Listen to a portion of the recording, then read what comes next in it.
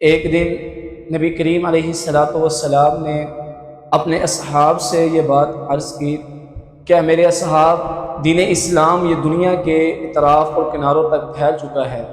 اب مجھے یہ امید ہے کہ آسمان سے ایک فرشتہ آئے گا اور یہ پیغام لائے گا اور مجھے سنائے گا اور مجھ سے کہے گا، اے محمد صلی اللہ علیہ وسلم، اللہ سے ملاقات کرنے کا وقت آ چکا ہے۔ تو اے میرے اصحاب،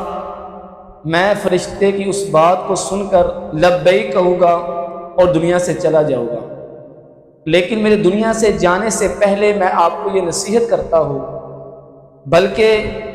یہ نصیحت صرف اصحاب کے لیے نہیں، قیامت تک آنے والے آپ کے ہر امتی کے لیے یہ نصیحت ہے کہ نبی کریم صلی اللہ علیہ وسلم نے فرمایا کہ میرے دنیا سے جانے کے بعد آفتیں آئے گی، مصیبتیں آئے گی، پریشانیاں آئے گی، لیکن میں تم پہ دو چیزیں چھوڑ کر جاؤں گا، جب تک ان کو مضبوطی سے تھام لو گے کبھی گمراہ نہیں ہوگے، ہمیشہ صراط مستقیم اور سیدھے راستے پر رہو گے۔ ان میں سے ایک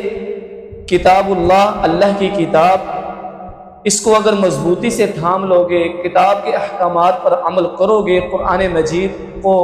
سمجھ کر پڑھو گے اور اس کے بتائے ہوئے احکامات پر عمل کرو گے تو کبھی گمراہ نہیں ہوگے۔ دوسرا فرمایا، میرے اہل بیت،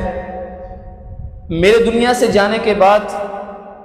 اے میرے امت کے لوگوں، میرے بیویوں کا احترام کرنا، میرے اولاد کا احترام کرنا، ان کا خیال کرنا، میرے چچا اور چچا کی اولاد کا خیال کرنا، یعنی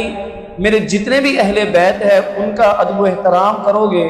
ان سے محبت اور مودت رکھو گے، تو یہ بات یاد رکھو، تم دنیا کے کسی بھی کنارے سے، دنیا کے کسی بھی اطراف سے، تم مشرق سے، مغرب سے، شمال و جنوب سے، جہاں سے بھی تم اٹھائے جاؤ گے،